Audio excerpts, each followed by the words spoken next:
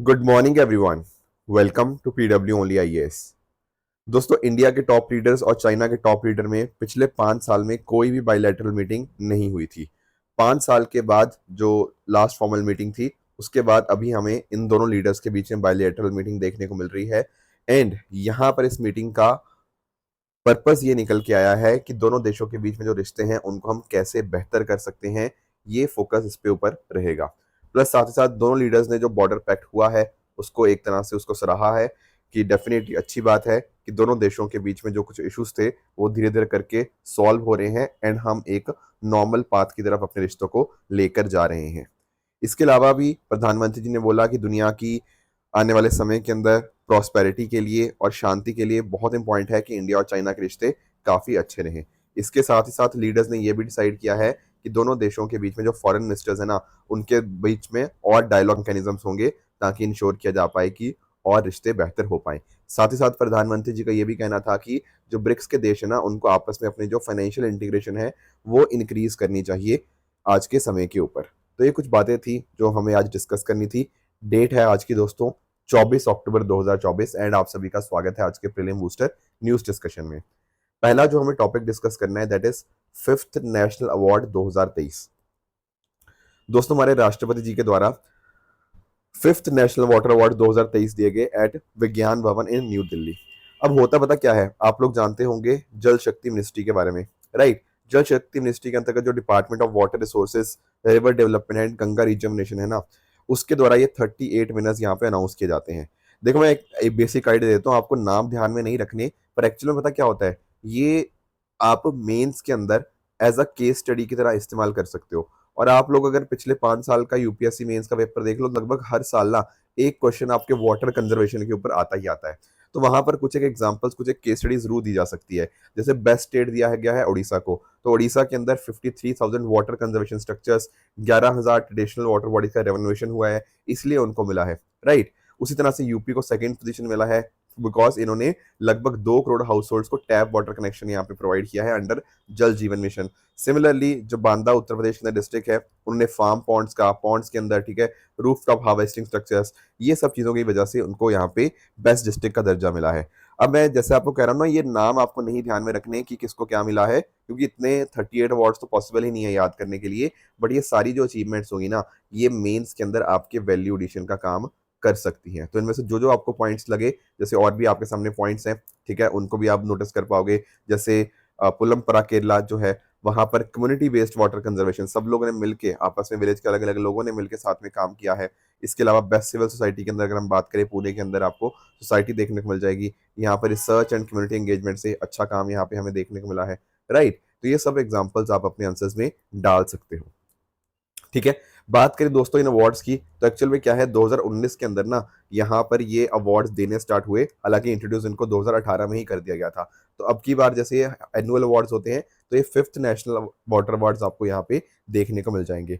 तो ministry of जल शक्ति के द्वारा ही इन अवार्ड्स को इंट्रोड्यूस किया गया। एंड कोशिश ये है कि कोई भी इंडिविजुअल या कोई भी ऑर्गेनाइजेशन जो अच्छा काम कर रही है पानी को बचाने के लिए, राइट, और जो सरकार का गोल है जल समृद्ध भारत, उसको अचीव करने के द्वारा कोई अच्छा काम कर रही है, तो उनको डेफिनेटली अवार्ड मिलना चाहिए। एंड ये नेशनल अवार्ड उसी के लिए दिए जाते हैं। इन पर्टिकुलर अवार्ड से कहीं ना कहीं लोगों के अंदर अवेयरनेस आती है कि हमें भी अच्छा काम करना चाहिए। जो दुनिया भर में अच्छी अच्छी बेस्ट प्रैक्टिस हैं, राइट, इंडिया के अलग अलग पार्ट्स में बेस्ट प्रैक्टिस हैं, उनसे हम सीखेंगे एंड अकॉर्डिंगली पानी को बचाएंगे। ये फोकस रहता है आपके नेशनल वाटर अवार्ड्स का। कौन देता है? प्रेसिडेंट जी यहाँ पे अवार्ड्स को देते हैं। दोस्तों, आगे बढ़ने से पहले एक छोटे से इन्फॉर्मेशन, आप सभी को दिवाली की ढेर सारी शुभकामनाएं। अब हमारी टीम की तरफ से दिवाली के शुभ मौके के ऊपर आप सभी के लिए अपने जितने भी यूपीएससी कोर्सेज हैं उनके ऊपर आपको अप टू 60% ऑफ देखने को मिल जाएगा। नीचे डिस्क्रिप्शन के अंदर मैंने सभी लिंक्स लगा दिए हैं डिफरेंट डिफरेंट कोर्सेज के। डेफिनेटली दिवाली के इस मौके के ऊपर आप डेफिनेटली अपनी प्रिपरेशन को और बूस्ट कर सकते हो इन कोर्सेज के माध्यम से, जहां पर पूरी कॉम्प्रिहेंसिव मैनर के अंदर आपको स्टडी देखने को मिल जाएगी। अगला दोस्तों हमारा टॉपिक है India Pakistan renew their agreement on Kartarpur corridor. थोड़ा सा इसको अंडरस्टैंड करने की कोशिश करते हैं। देखो, यहाँ पे ना आप इस पिक्चर को समझना। अब अगर हम बात करें ना भारत की गुरदासपुर वाली साइड, तो यहाँ पर आपको एक डेरा बाबा नानक गुरुद्वारा देखने को मिल जाएगा। उसी तरह से बॉर्डर के, मतलब जो इंडो पाक का ये बॉर्डर बीच में से गया, बॉर्डर के जस्ट उस तरफ यहाँ पर आपको करतारपुर जो है वहां पर आपको गुरुद्वारा दरबार साहिब देखने को मिल जाएगा। अब देखो जो करतारपुर है ना, वो हमारे लिए, सभी के लिए बेसिकली करतारपुर बहुत ही इंपॉर्टेंट बन जाता है। क्यों? क्योंकि जो सिखों के पहले गुरु है गुरु नानक देव जी, उन्होंने अपनी जिंदगी के जो 18 साल थे ना, आखिरी के 18 साल वो करतारपुर में बताए। तो इस वजह से ये गुरुद्वारा अपने आप में बहुत ज्यादा इंपॉर्टेंट हो जाता है, बहुत ज्यादा मान्यता है इसकी। अब इस वजह से कि भारत में जो लोग हैं वो विजिट कर पाए इस गुरुद्वारे को, उसके लिए क्या होता है ना, 2019 में एक एग्रीमेंट होता है। उस एग्रीमेंट के माध्यम से क्या होगा, यहां से ना, अगर आप नोटिस करोगे, डेरा बाबा नानक जो भारत में है उसको कनेक्ट किया जा रहा है, मतलब कनेक्ट किया गया यहाँ पे कॉरिडोर के माध्यम से पाकिस्तान के करतारपुर को। राइट।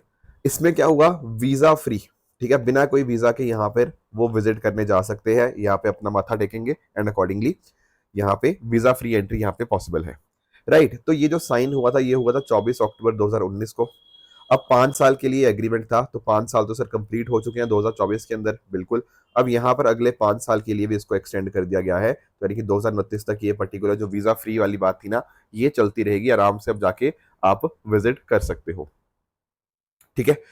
थोड़ा सा और इसके बारे में जानने की कोशिश करें। यहाँ पर ना आपको एक इम्पॉर्टेंट बात ध्यान रखनी है, यहाँ से आपको एक नदी देखने को मिल रही है, ये नदी और कोई नहीं, ये नदी आपको रावी नदी है। तो ध्यान क्या रखना है, करतारपुर जो है ना वो आपको रावी नदी के पास में आपको देखने को मिल जाएगा। इसके अलावा अगर हम बात करें, ठीक है, करतारपुर कॉरिडोर की, तो लगभग 4 किलोमीटर का ये आपको देखने को मिलता है, बॉर्डर के जस्ट उस तरफ ही है। एंड इसको बनाया किसने था करतारपुर को, ठीक है, यहाँ पर आप नोटिस कर पाओगे जो महाराजा ऑफ पटियाला थे ना, उन्होंने यहाँ पर गुरुद्वारा कंस्ट्रक्ट करवाया था इन 1920s। तो ये भी आपको पता होनी चाहिए। इसके अलावा इंडिया और पाकिस्तान के बीच में 1974 का एक प्रोटोकॉल है, protocol on visits of religious shrines, जिसके माध्यम से पाकिस्तान और इंडिया के अंदर कुछ एक ऐसे श्राइन्स हैं जो कि विजिटर्स विजिट कर सकते हैं। ठीक है। बाकी करतारपुर कॉरिडोर के अंदर तो मैंने बताया ही कैसे वीजा फ्री एक्सेस आपको देखने को मिल जाएगा। केवल एक परमिट की जरूरत होती है, कोई वीजा नहीं चाहिए। रावी नदी के ऊपर लोकेटेड आपको देखने को मिल जाता है। जब ये 2019 के अंदर इसको इनॉग्रेट किया गया था ना, उस समय गुरु नानक देव जी की 550वीं यहाँ पे बर्थ एनिवर्सरी उस समय हम सेलिब्रेट कर रहे थे। थोड़ा सा एक काम करते हैं, गुरु नानक देव जी के बारे में अंडरस्टैंड करने की कोशिश करते हैं। इनका जो जन्म हुआ था वो 1469 के अंदर ननकाना साहिब, पंजाब, पाकिस्तान के अंदर यहाँ पे हुआ था, जो बेसिकली इनका आज के समय पाकिस्तान में देखने को मिलेगा। इनकी जो डेथ हुई वो करतारपुर के अंदर, जैसे हमने डिस्कस भी किया। अब सिखिज्म के गुरु थे एंड डेफिनेटली इनकी जो टीचिंग्स है वो सबके लिए इंपॉर्टेंट है। ये ना दरअसल में भक्ति के निर्गुण फॉर्म में बिलीव करते हैं। निर्गुण का मतलब होता है फॉर्मलेस। फॉर्मलेस का मतलब जैसे फॉर एग्जाम्पल कि भगवान को किसी मूर्ति पूजन या किसी फॉर्म में नहीं, बिना किसी फॉर्म में, बिना किसी आकार के अंदर भगवान को जो पूजना होता है उसको हम निर्गुण बोलते हैं। जब भगवान को हम किसी फॉर्म में पूजने लग जाते हैं उसको हम सगुण भक्ति बोल देते हैं। तो आपको ध्यान में क्या रखना है, ध्यान में रखना है कि गुरु नानक देव जी निर्गुण भक्ति सेंट थे, ये बात आपको पता होनी चाहिए। इसके अलावा अगर हम बात करें, इन्होंने एक ओंकार का यहाँ पे मैसेज दिया। एक ओंकार का मतलब एक गॉड के अंदर बिलीव करना, ठीक है। इसके अलावा जो आपके रिचुअल्स होते हैं, अलग अलग सेक्रीफाइसेस, उनको इन्होंने यहाँ पर रिजेक्ट कर दिया। इन्होंने यहाँ पे बात करी है इक्वालिटी की, ठीक है। जो सिख धर्म है वो दरअसल में इक्वालिटी के ऊपर ही बेस्ड है। यहाँ पे कोई कास्ट, कोई रिलीजन, कोई जेंडर, इन बेसिस के ऊपर डिस्क्रिमिनेशन बिल्कुल भी नहीं होना चाहिए। एंड साथ साथ इन्होंने कास्ट सिस्टम को पूरी तरह से यहाँ पे अपोज किया है। इसके कुछ और टीचिंग की बात करें, एक टीचिंग आपको यहाँ पे संगत की टीचिंग देखने को मिल जाती है। संगत में क्या होता है, सब लोग साथ मिलके जैसे प्रेयर करते हैं, ठीक है ना, रिसाइटेशन करते हैं, तो एक इक्वालिटी का मैसेज आता है। उसी तरह से आप लोगों ने लंगर खाया होगा गुरुद्वारे के अंदर, तो लंगर में ना कोई इंसान बड़ा हो, अमीर हो, गरीब हो, फर्क नहीं पड़ता, सब लोग साथ मिलके खाते हैं। यही लंगर की बात है। इसी तरह से आप लोगों ने नाम सुना होगा पंगत का। तो पंगत में क्या होता है, पंगत का मतलब होता है एक लाइन, एक पंक्ति को बोलते हैं। तो एक लाइन के अंदर जब सब लोग होंगे तो डेफिनेटली सब इक्वल माने जाते हैं। तो संगत, पंगत और लंगत, ये इनका यहाँ पे इनकी प्रैक्टिसेस थी, इनकी यहाँ पे टीचिंग्स थी।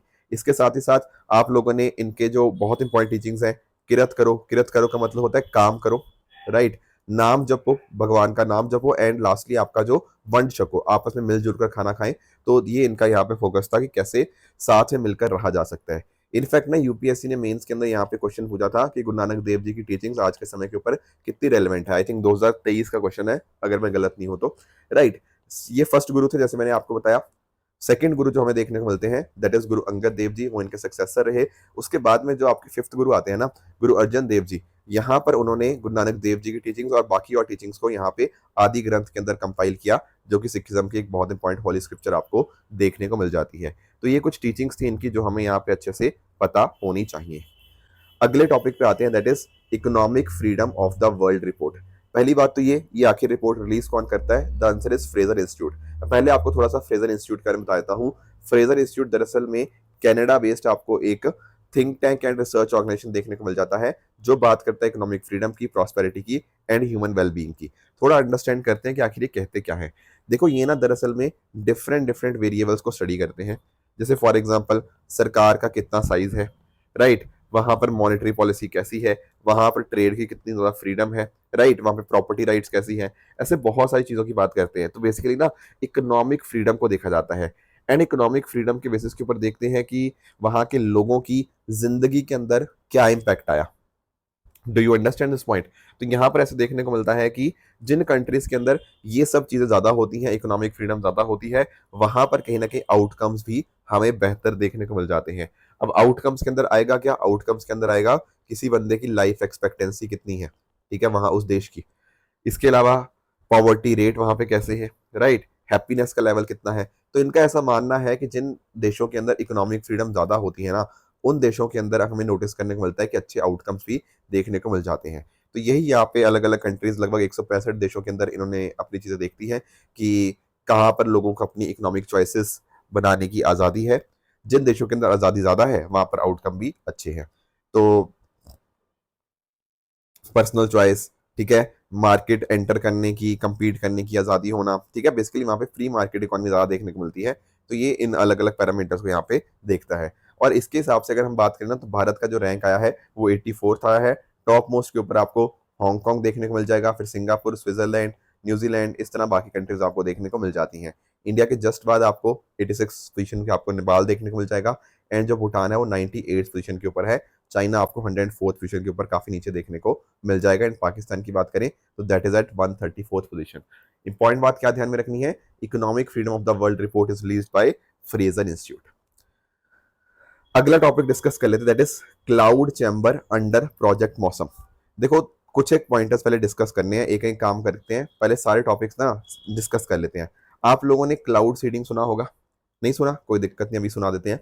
एक्चुअल में क्या होता है, किसी जगह के ऊपर हो सकता है कि बारिश बहुत कम होती हो, सूखा बहुत पड़ता हो, तो क्या हम वहां पर आर्टिफिशियल रेन नहीं करवा सकते? Answer is yes sir, artificial rain बिल्कुल करवाई जा सकती है, कोई दिक्कत थोड़ी है।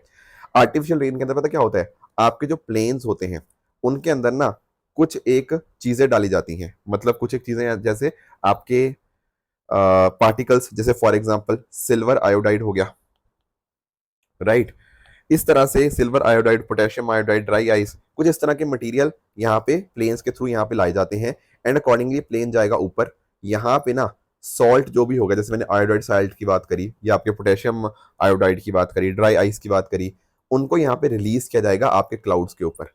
अब क्लाउड्स के ऊपर रिलीज किया जाएगा तो जो भी आपके सुपर कूल्ड वाटर होगा वो कहीं ना कहीं इन सॉल्ट ग्रेन्स के अराउंड क्या हो जाएगा, कंडेंस हो जाएगा।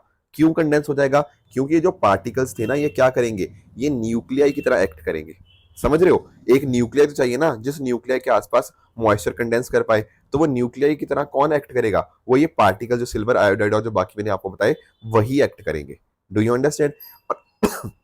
एक बार ये चीज होगी तो कहीं ना कहीं वाटर ड्रॉपलेट्स जो होंगी वो काफी ज्यादा हैवी हो जाएंगी, काफी हैवी हो जाएंगी तो बारिश नीचे नीचे आ जाए, गिर जाएगी। इस तरह से हमें नोटिस करने को मिलता है कि 15 से 25% तक की एक्स्ट्रा रेनफॉल हर साल करवाई जा सकती है using the concept of cloud seeding. तो ये बात तो मैंने आपको बता दी।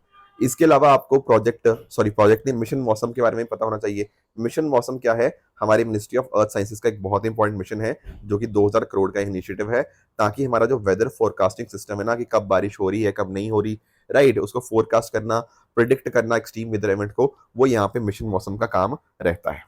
ठीक है, तो ये बातें तो हमें मिशन मौसम भी समझ आ गया और हमें क्लाउड सीडिंग भी पढ़ लिया।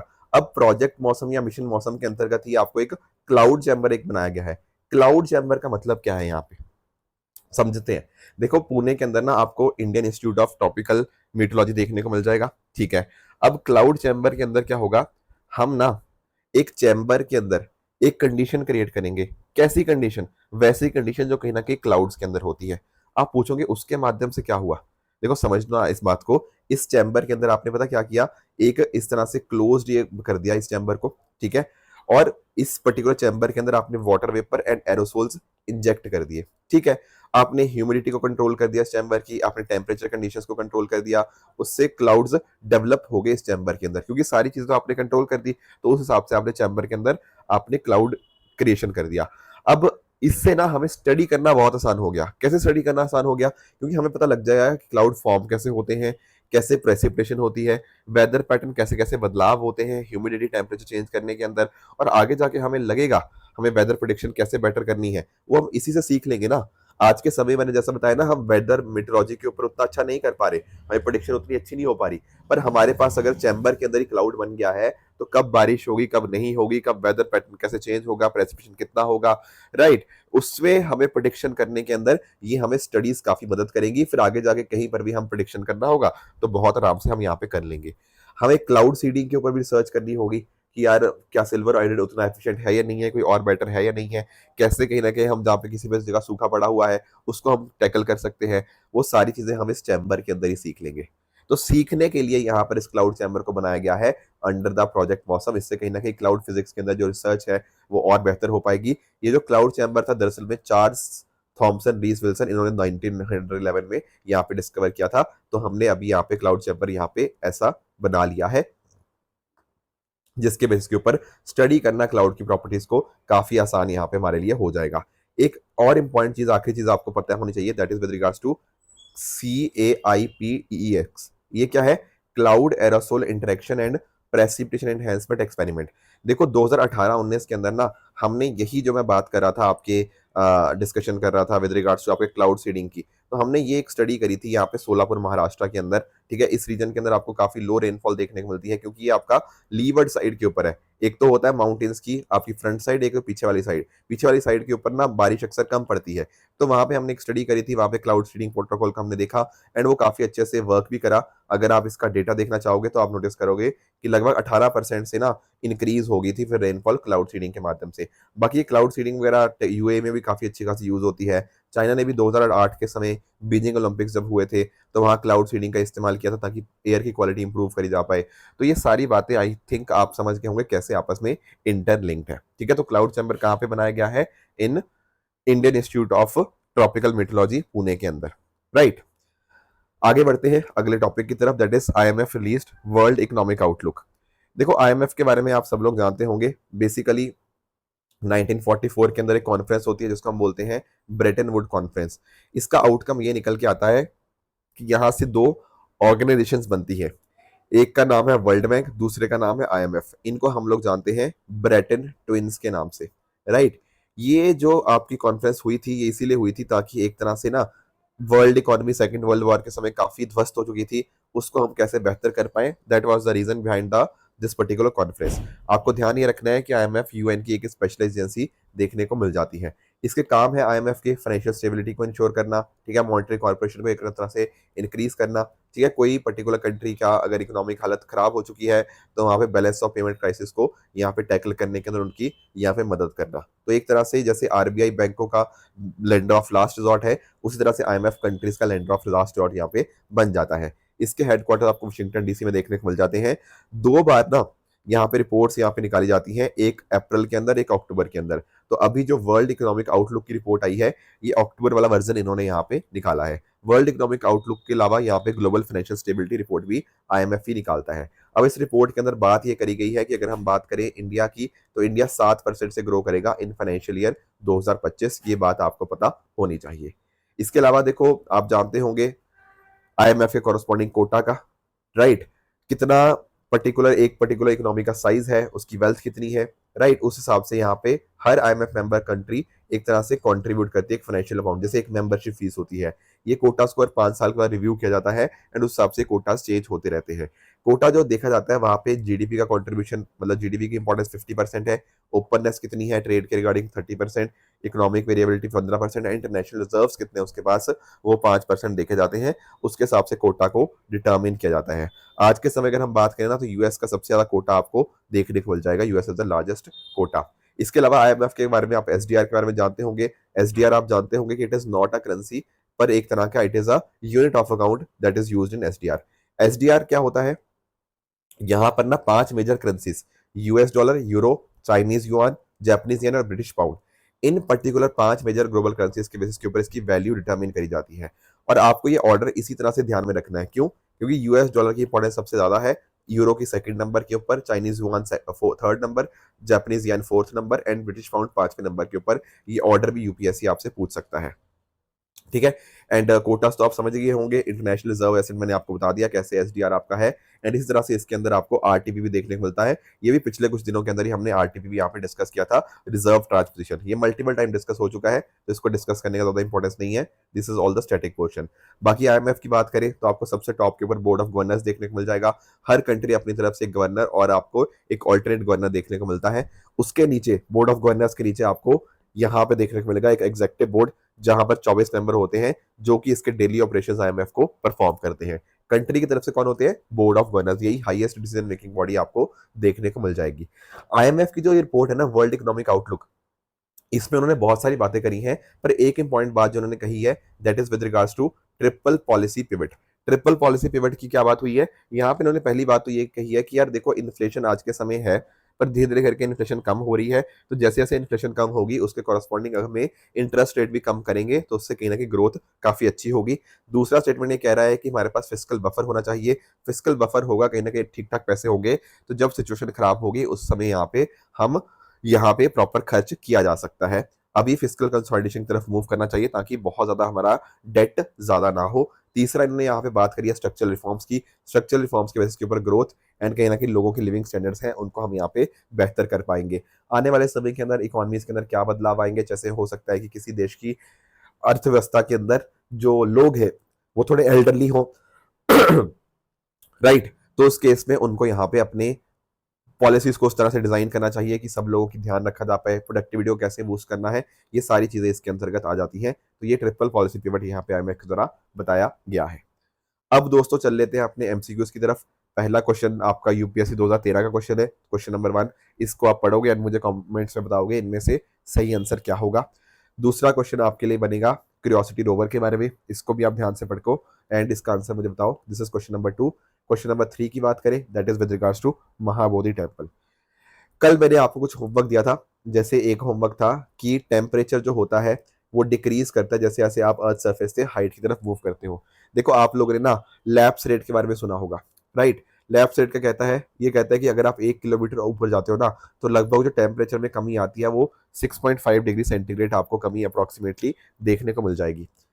देखो अब अगर इसको समझने की कोशिश करो तो आप ना थोड़ा एलिमिनेशन से भी इस क्वेश्चन को सॉल्व कर सकते हो। जैसे स्टेटमेंट 2 पढ़ो। स्टेटमेंट 2 कह रहा है कि यार अपर एटमॉस्फेयर के अंदर मॉइस्चर ज्यादा होता है। अरे आप लोग जानते हो कि ज्यादातर जो एक आपकी एक्टिविटीज होती हैं वो कहाँ होती है? वो ट्रोपोस्फेयर के नीचे वाले हिस्से में तो होती हैं। तो जैसे जैसे आप ऊपर जाओगे क्या मॉइस्चर कम होगा?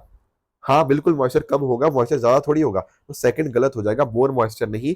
आप जैसे ऊपर एल्टीट्यूड की तरफ जाते हो ना ऊपर, तो वहां पर बहुत तेजी से आपको मॉइस्चर कम होता हुआ देखने को मिलता है, तो सेकंड तो इनकरेक्ट है, राइट? बाकी देखो पहला तो डेफिनेटली करेक्ट ही है। जैसे ये बात कर रहा है कि एटमॉस्फेयर को केवल और केवल अर्थ सरफेस से ऊपर की तरफ हीट किया जा सकता है। यस, एक्चुअल में क्या होता है जब आप ऊपर की तरफ मूव करते हैं ना, तो एयर प्रेशर जो होता है वो कम होता रहता है। क्यों? क्योंकि ऊपर एयर कम है ना, ऊपर हमारे ऊपर जो एयर कम है तो एयर प्रेशर कम होता रहेगा। एयर प्रेशर कम होता रहेगा तो एयर मॉलिक्यूल्स कहीं ना कहीं एक्सपैंड करते रहेंगे, एयर एक्सपैंड करती रहेगी। और क्योंकि नीचे से हीट अप हो रहा है एंड अकॉर्डिंगली एयर वो जो होगी, ठीक है, तो एयर लाइट होती रहेगी, राइट? तो इस तरह से आप नोटिस कर पाओगे कि एटमॉस्फेयर को नीचे से हीट अप होगा एंड अकॉर्डिंगली टेम्परेचर डिक्रीज देखने को मिलेगा। थर्ड स्टेटमेंट की बात करें, there is less dense in the air is less dense in the upper atmosphere. ये बात भी ठीक है, मैंने कहा ना जैसे जैसे हाइट की तरफ आप मूव करोगे तो एयर की डेंसिटी कम होती रहती है एंड वो चीज जो है वो आपको टेम्परेचर रिड्यूस करने के अंदर मदद करती है। तो पहला और तीसरा काफी लिंक्ड थे, तो option C will be the right answer. दूसरा होमवर्क मैंने आपको दिया था विज्ञान धारा स्कीम के बारे में। पहला स्टेटमेंट कह रहा है कि ये मिनिस्ट्री ऑफ एजुकेशन या एचआरडी की यहाँ पे स्कीम है, नहीं, ये आती है ministry of science and technology के अंतर्गत। ये सेंट्रली स्पॉन्सर्ड नहीं, ये आपकी एक सेंट्रली सेक्टर स्कीम है एंड कोशिश इसकी ये है कि जैसे for example research and development हम कैसे बेहतर कर पाए एंड इवन जो हमारी जो महिलाएं हैं उनको हम आगे कैसे लेकर आ सकते हैं, ये भी इसका गोल है। Plus at the same time कोशिश यही है कि ह्यूमन जो ट्रेनिंग है, ह्यूमन कैपेसिटी बिल्डिंग है, वो बेहतर हो पाए। तो पहले दोनों इनकरेक्ट थे, तीसरा सही था, तो option number D will be the right answer. तीसरा होमवर्क मैंने आपको दिया था लिथियम प्रोडक्शन के बारे में, थोड़ा समझने की कोशिश करते हैं। देखो एक्चुअल में ना आप नोटिस करोगे जब हम बात करते हैं ना चिली वाले रीजन की, यहाँ पर आप मैप में देख पाओगे ये आपका चिली वाला जो रीजन है, यहाँ पर ना लिथियम का प्रोडक्शन किया जाता है using a technology known as lithium brine extraction. Actual में अगर आप चिली की बात करो ना, चिली जो है यहाँ पे अटाकामा डेजर्ट आपको देखने को मिल जाएगा। यहाँ पे आपको सॉल्ट फ्लैट प्लेन्स आपको देखने को मिलते हैं। तो होता क्या है ना, यहाँ पर एक टेक्नोलॉजी इस्तेमाल करी जाती है लिथियम ब्राइन एक्सट्रैक्शन की, एक ऐसा प्रोसेस जिसके माध्यम से सॉल्ट रिच जो पानी है वो कहीं ना कहीं सरफेस पे पंप किया जाता है। अब पानी है ना, पानी तो धीरे धीरे करके क्या हो जाएगा, वो एवेपोरेट हो जाएगा। जो बाकी बचेगा वो क्या होगा, वहां से हम लिथियम को काफी आसानी से ऑब्टेन कर लेंगे। तो चिली के अंदर क्या होता है, लिथियम ब्राइन एक्सट्रैक्शन का इस्तेमाल किया जाता है। वेरस जब मैं बात करता हूँ ऑस्ट्रेलिया के अंदर जो आपका लिथियम एक्सट्रैक्ट किया जाता है वो यहाँ पे प्रोड्यूस किया जाता है from the hard rock mines. तो सेकंड स्टेटमेंट आपकी ना गलत कर दी है, क्योंकि ऑस्ट्रेलिया का है हार्ड रॉक माइंस, चिली का है आपका ब्राइंस के थ्रू, तो इंटरचेंज कर दिया है। पहले स्टेटमेंट की बात करें कि 2023 के अंदर सबसे बड़ा जो प्रोड्यूसर था लिथियम का, क्या वो ऑस्ट्रेलिया ही था? The answer is yes. देखो लिथियम के बारे में पढ़ना इतना इंपॉर्टेंट इसलिए हो जाता है क्योंकि लिथियम को ना हम लोग व्हाइट गोल्ड के नाम से भी जानते हैं। क्यों जानते हैं? क्योंकि यहाँ पर इसके यूजेस की बात करें ना लिथियम की, तो बहुत बहुत बहुत ज्यादा है। आप अपने लैपटॉप को देखो, आप अपने मोबाइल फोन को देखो, आप अपने रिचार्जेबल बैटरीज को देखो, आप इलेक्ट्रिक व्हीकल्स को देखो, हर जगह के ऊपर आपको लिथियम का इस्तेमाल देखने को मिलेगा ही मिलेगा। तो option number A one only will be the correct answer here. अब दोस्तों आ जाते हैं अपने ट्रू फॉल्स स्टेटमेंट की तरफ। यहाँ पर कुछ स्टेटमेंट्स हैं, इनको पढ़िए, बताइए कौन सा ठीक है कौन सा गलत है, राइट। और कल जो मैंने आपको होमवर्क दिया था, एक था एनसीएमसी के बारे में, ये दरअसल में आपके जो कैबिनेट सेक्रेटरी है ना उसके द्वारा चेयर की जाती है। तो पहला स्टेटमेंट आपका गलत हो गया। ई श्रम पोर्टल के अंदर डेफिनेटली आपके जो अनऑर्गेनाइज्ड वर्कर्स हैं उनका पूरा डेटाबेस यहाँ पे मेंटेन है। थर्ड स्टेटमेंट की बात करें, यूरोपियन स्काई शील्ड इनिशिएटिव, नहीं, इंडिया इसका मेंबर नहीं है। यहाँ पे यूरोपियन कंट्रीज की बात हुई थी, तो ये स्टेटमेंट आपकी गलत हो जाएगी। तो दोस्तों ये थी आज की डिस्कशन। इसी तरह से आप भी अपने एंड पे हार्डवर्क करते रहिए। Thank you so much for joining. All the very best.